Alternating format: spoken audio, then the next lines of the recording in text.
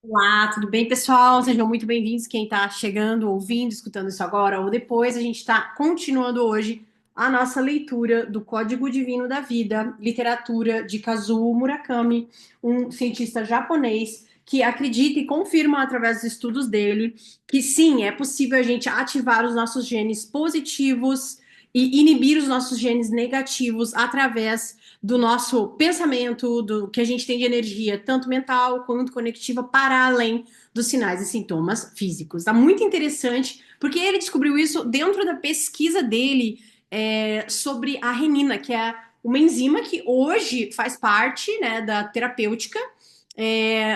Vamos dizer assim, ela compõe o principal mecanismo de tratamento da hipertensão arterial hoje, da pressão alta, tá? Então ele descobriu essa enzima que depois deu origem a essas medicações que hoje são as mais utilizadas no mundo para pressão alta, praticamente. E aí ele fala justamente sobre isso. Ele fala sobre esse código divino e que a atuação dos genes, positivo ou negativamente, na nossa vida tem uma influência sim do ambiente, do pensamento e tudo mais. Então ele coloca aqui, o capítulo 5 hoje, as maravilhas do código da vida. Vários avanços importantes têm ocorrido nas áreas do genes e terapia genética. Cada passo nessa direção, independentemente da sua magnitude, nos leva a uma melhor compreensão sobre o vasto potencial dos nossos genes e das várias formas de tratamento genético disponível que podem nos ajudar a viver de forma mais plena e saudável. O objetivo desse capítulo é esclarecer um pouco mais sobre esse código maravilhoso, o projeto da vida, e ilustrar a contínua influência dos genes na nossa existência. Os genes influenciam alguns fatores mais do que outros. Como eu já mencionei, cada gene contém uma quantidade de informação que equivale a milhares de livros. Uma vez que os genes são o projeto básico inicial de cada organismo vivo, o seu conteúdo jamais se altera, a não ser no caso de um processo de mutação, modificação. A informação genética está codificada em quatro bases químicas, que é o ATCG, já falamos sobre isso, né? Cuja ordem determina as instruções para a síntese de uma determinada proteína. Um único gene é constituído por mais de 3 bilhões dessas letras químicas. No entanto, se apenas uma letra estiver faltando nessa sequência, aquela proteína específica não poderá ser construída conforme a instrução. Por exemplo, uma criança poderá nascer sem uma das mãos se o gene fundamental para essa formação estiver danificado. Da mesma forma, se houver uma alteração do gene que governa o comportamento sexual de uma mosca da fruta, por exemplo, o acasalamento típico também será comprometido. Isso é estudo científico, né? O macho poderá tentar acasalar-se com outros em vez de fêmeas, tornar-se inapto à cópula e permanecer ligado à fêmea após o ato, ou pior, perder o interesse. Isso é uma evidência clara de que os genes determinam o comportamento sexual das moscas. No caso dos seres humanos, o comportamento sexual é bem mais complexo. Não podemos pressupor automaticamente que o comportamento dos seres humanos esteja determinado por fatores genéticos. Essa preferência de alguns pode estar geneticamente fundamentada, enquanto que a de outros pode resultar de influências ambientais ou fatores não pertinentes à informação genética. Um gene responsável por uma determinada tendência pode ser desativado no pai, mas devido a algum outro tipo de estímulo, pode apresentar-se ativado no filho. Os estímulos externos abrangem fatores culturais, geográficos, como o local onde o indivíduo nasceu ou vive, temporais, como a época em que ele nasceu, ou até educacionais. Até o momento, não conseguimos estabelecer com clareza o que é determinado por fatores genéticos e o que diz respeito a outros estímulos. Porém, já temos certeza de que a genética exerce uma influência significativa no comportamento de uma maneira geral e, consequentemente, na preservação da espécie. Por outro lado, sabemos que o ambiente também determina um papel idêntico aos genes a determinar as condições que resultam em constituições mais frágeis, como a pressão alta, como a hipertensão. Da mesma forma, embora os genes possam determinar a inteligência inata de um gênio, de um indivíduo, parece razoável acreditar que fatores não hereditários presentes após o nascimento desempenham um papel preponderante, já que o desenvolvimento das habilidades do indivíduo é afetado pelo estudo, pela experiência, pelo esforço, e aqui eu digo mais, pelos estímulos nos primeiros anos de vida também, isso é muito importante. E no caso da criança de menos de 2 anos, alguns fatores que são comprovados, como por exemplo a amamentação, né, o vínculo de amamentar com a mãe e o tempo de amamentação. Isso são outros dois fatores que hoje são comprovados relacionados ao como essa criança consegue se desenvolver. Não é a única coisa, tem várias outras coisas, né? Mas isso também exerce essa influência muito para além dos genes, é isso que ele está falando. Tem diversos outros fatores que vão, por exemplo, determinar o nível de inteligência ou de cognição, né, de uma criança, de um adolescente, depois de um adulto. Muito bem. Quanto ao papel dos genes na formação do caráter e do temperamento de uma pessoa, precisamos aguardar por resultados de pesquisas genéticas ainda em andamento. Apesar de já ter sido noticiado pela mídia a descoberta de genes relacionados à felicidade e atração pelo sexo oposto, tais afirmações devem ser aceitas com algumas restrições do ponto de vista científico. Porém, não devem ser descartadas por completo, já que existe uma possibilidade de que essas afirmações sejam verdadeiras, apesar de até o momento não haver evidência concreta que as confirme. É aquela história, né, gente? Não é porque a ciência não consegue comprovar que não é verdade ou não existe, né?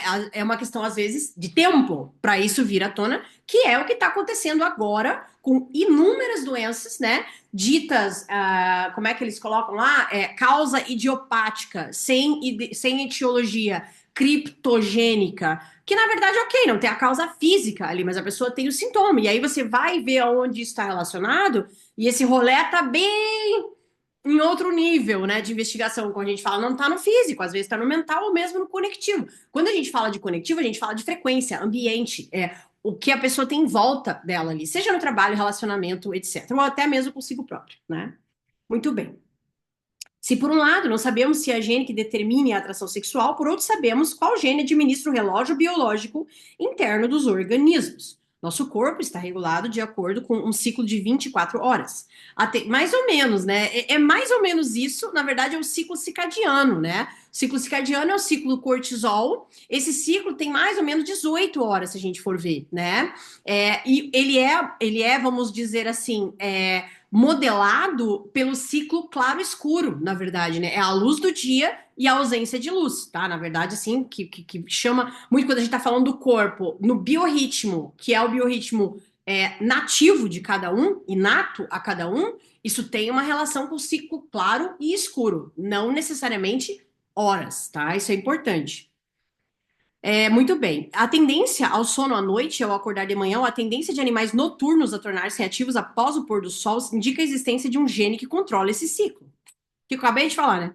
O chamado gene relógio foi inicialmente identificado em ratos em 1977 pela equipe de pesquisa da Northwestern University, nos Estados Unidos. Apesar desse gene já ter sido identificado em bactérias e moscas das frutas, espera-se que a descoberta do mesmo em mamíferos contribua para o desenvolvimento de novos medicamentos para insônia e jet lag, perturbação causada por diferença de fuso horário. Gente, o negócio é o seguinte: não é remédio, é respeitar o seu biorritmo, é entender que o cortisol vai bombar no nosso corpo entre 6 e 8 horas da manhã. É o pico, vamos dizer assim, natural, normal para nós seres humanos do cortisol, desde que o mundo é mundo, tá? Desde que a gente está aqui nesse mundo, né?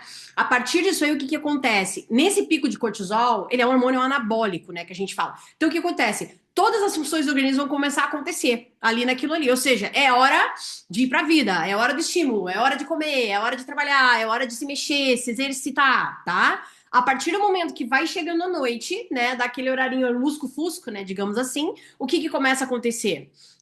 Se o nosso corpo está, vamos colocar assim, em equilíbrio, né? Por exemplo, sem telas depois das 8h30, 9 horas da noite, 1h30 antes do sono, sem tela, sem luz clara na nossa frente. Por quê? Porque isso impede a produção de melatonina, né? O cérebro, ele não entende que chegou a hora dele baixar a bola e aí a melatonina sim ser produzida e induzida para que a gente sinta sono e para que a gente durma, né? A melatonina é um dos hormônios do sono, tá? Então, se você tem uma tela na tua frente jogando luz até as 11h30 meia-noite, você fecha os olhos, vai dormir ou vai pior, vai dormir ainda, ó, scrollando, o que que vai acontecer? É lógico que vai virar uma bagunça, teu corpo vai ficar uma bagunça, né? E é lógico que cronicamente isso pode sim te levar a um problema sério, né? Problema físico mesmo, né? Dores crônicas, cansaço extremo, né? Começa a aparecer coisa no exame de sangue, ninguém sabe de onde isso tá acontecendo, tá? Então tem que prestar bastante atenção, tá?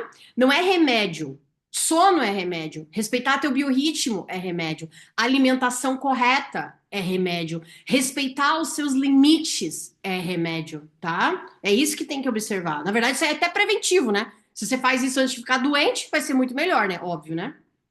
Não há dúvida de que os genes estejam relacionados a uma grande variedade de comportamentos. Entenderemos muito mais sobre isso no futuro próximo. Já estamos nesse futuro, né? Isso já está acontecendo, né? É, é um futuro próximo. À medida que as pesquisas avancem nessa área, isso tornará possível o aprimoramento das habilidades de uma pessoa por meio de alterações de sua carga genética ou natureza. E, na verdade, hoje a gente consegue já fazer isso, como a gente está falando, através desse tipo de, vamos colocar assim, plasticidade neuronal. É isso que a gente consegue fazer. A partir do momento que a gente tem esses pontos que eu acabei de falar para vocês aqui, né? Colocados de maneira, entre aspas, regrada ou rotineira na nossa vida, o que a gente começa a fazer? A gente começa a aumentar a circuitaria neuronal, né? Aumentar aquelas conexões neuronais que vão ampliar certos lugares do nosso cérebro que vão dar lugar para realmente um lugar de criação, energia criativa. E a gente amplia as nossas capacidades assim, quaisquer que elas sejam, tá bom? Então tem que vamos dizer assim, prestar atenção nisso, tá? Isso tornar possível o aprimoramento dessas habilidades, mas não podemos esquecer que nós, seres humanos, os fatores ambientais também exercem uma influência muito grande. Portanto, de nada adiantará uma alteração de genes do indivíduo se não puderem ser ativados. E como que a gente ativa? Desse jeito que eu tô falando para vocês, entendeu? Literalmente o sair do sobreviver e vir para o modus operandi viver, que é o que a gente fala, energia criativa, né? Essa energia de recepção, tá? Isso é circuitaria neuronal, gente. Isso é neurociência aplicada hoje, tá? E isso muda a configuração do cérebro? Muda. E como que isso muda? Através disso, ativação e desativação de genes, basicamente. Ele estava um pouco mais atrás aqui quando ele escreveu esse livro. Eu contei para vocês, eu achei esse livro no sebo, de 1980 e bolinha. Mas é interessantíssimo, porque lá atrás eles já tinham essa percepção, eles só não sabiam colocar isso em palavras. E hoje a gente está fazendo essas conexões do sutil e do concreto na medicina, por exemplo, tá? Muito bem. A influência genética na inteligência. A história da humanidade foi agraciada com diversas mentes brilhantes. É difícil compreender a razão de os filhos de gênios serem raramente tão brilhantes quanto os pais. Na verdade, é mais comum que eles sejam intelectualmente limitados, ao invés de terem uma inteligência excepcional. O filho de Goethe, por exemplo, possui uma inteligência abaixo da média, além de apresentar uma compleição física frágil. Mozart teve vários filhos, a maioria deles faleceu ainda na infância. Um dos que sobreviveram tornou-se compositor, contudo jamais chegou aos pés do pai. Essa mesma tendência pode ser encontrada no caso de vários outros gênios. É raro que seus filhos, ou mesmo irmãos, possuam o mesmo dom. É provável que essa discrepância que ocorre, apesar de todos possuírem praticamente o mesmo código genético, resulte de dois fatores: influências do meio ambiente e mecanismo genético liga-desliga, que é isso que ele está falando aqui nesse livro, né? É saber apertar o botãozinho on e off nos nossos genes do bem e do mal, entre aspas, né? Embora os gênios sejam muito habilidosos em certas áreas, costumam demonstrar uma série de excentricidades. Como seus filhos são expostos desde cedo a tais idiosincrasias, não surpreende o fato de que muitos não desejem seguir os passos de seus pais quando os adultos. De fato, parece que nesse caso, tanto os fatores genéticos quanto os fatores ambientais contribuem para que não haja uma recorrência de gênios na árvore genealógica da família. Geralmente eles sofrem, né? Eles são mentes muito avançadas para a época em que eles estão, né? E isso se deve a vários fatores, né? Não é só a inteligência em si, mas geralmente eles são canais, eles são mais abertos, né? Eles às vezes recebem até a inteligência de outros lugares aí para repassar aqui pra gente, né? Os chamados avatares mesmo, né? Muitas vezes. De acordo com a teoria da evolução de Darwin, os seres humanos, animais e plantas evoluíram ao longo de bilhões de anos. O conceito fundamental dessa teoria é o da sobrevivência dos mais fortes por meio do processo de seleção natural, de modo que só permanecem vivos aqueles que conseguem se adaptar às mudanças ambientais. Na essência, o mecanismo da evolução está diretamente relacionado a mutações genéticas. Verdade, isso é um fato mesmo, né? A gente vê nos estudos ao longo das décadas, né, das próprias doenças, né, e das curas que acontecem e do surgimento de novas doenças, né? Em nosso código genético existem informações relativas aos nossos ancestrais, entre eles peixes e répteis. Ainda dentro do útero, o embrião passa com muita rapidez por todos os estágios de desenvolvimento evolutivo. Ele restabelece toda a sequência evolutiva, mostrando que o histórico da evolução está gravado em nossas genes. Que coisa linda, e é isso mesmo que acontece. Uma bolotinha cheia de energia caótica, né? A mórula que a gente fala, né? Depois essa bolotinha vira um girininho mesmo, né? Nas primeiras 18 semanas, faz-se o cordão da coluna e depois todas aquelas células que não têm absolutamente nenhuma definição começam do nada, né? Não é do nada que tem estimulação hormonal, mas tem a mãe, né? Tem como essa gravidez está sendo levada a N fatores, né? Essas células começam a se diferenciar em tecidos diferentes, órgãos diferentes. E aí, a partir daquilo ali, o que começa a acontecer? Funcionalidades diferentes. Então, de repente, tem um coração que sabe que tem que bater para o sangue chegar em todo lugar, para que o nosso corpo tenha oxigênio, para que a gente sobreviva. De repente, tem um fígado que sabe que tem que receber esse sangue e limpar esse sangue, em outras palavras, né? Entre aspas aqui. fazer com que esse sangue seja desintoxicado e transformar aquelas toxinas em algo que ajude ainda na digestão das gorduras, que é a bile, né? É incrível, é incrível. E ao final de 9 meses, o que que acontece? Um neném nasce, se corta o cordão umbilical, e a partir do momento que se fecha aquele cordão umbilical, o que que acontece? Se inverte a circulação. Simplesmente, algo que estava circulando assim, não, ao contrário, algo que estava circulando assim, anti-horário, no neném, a circulação materno-fetal, é interrompida e automaticamente, quando esse neném chora, o pulmão abre e a circulação se inverte. E tudo funciona como tem que funcionar. É um negócio incrível, gente. É muito lindo isso. Viu? Se vocês têm alguém que precisa escutar essas informações, que sabe disso lá no fundo do seu ser, manda para alguém essa live para essa pessoa escutar, manda esse vídeo para alguém. Se inscreve aí pra gente no canal, né? Caso você esteja aqui no YouTube comigo ou aqui no TikTok. E comenta se você acredita nisso, se você concorda com isso ou não, porque é bem importante, né? A gente saber cada vez mais seres humanos acordados para a grandiosidade que é o nosso corpo, né? O corpo, o funcionamento do corpo é uma máquina perfeita, é maravilhoso, né? Uma criação maravilhosa, né? Eu digo, é um templo, né? Nosso corpo aqui é um templo, né? A gente tem que cuidar muito bem dele, né? Mas a gente começa a cuidar dele aqui, ó. Aqui, ó. Os pensamentos e no ambiente onde a gente está. Com quem a gente, que energia que a gente está recebendo e trocando, tá? Isso é fundamental. Muito bem. Em nosso código genético existem informações relativas. Já falamos isso, né? Coisa mais lindinha do mundo, do embriãozinho, né? No entanto, os seres humanos nunca nascem com a forma de peixe ou réptil, pois em alguns momentos durante o desenvolvimento fetal, aqueles genes são desativados e outros são ativados. Isso que eu estava acabando de falar para vocês. Caso isso não aconteça, o próprio organismo materno rejeitará o feto por meio do aborto natural. É verdade. Quase 50% dos abortos que acontecem no primeiro trimestre, eles são por isso, né, incompatibilidade com a vida, e mais, quase metade das mulheres, na verdade, acaba sofrendo algum aborto espontâneo no primeiro trimestre, que é incompatível com a vida. Ó, aqui a figurinha do neném, ó, né, pra vocês verem. Eu mesmo tive uma perda, né, minha primeira gestação eu perdi com 8 semanas, por isso, geralmente é isso, né, incompatibilidade, né, com a vida. Tem trabalho, um monte de coisa no sutil também, mas isso é conversa para um outro dia.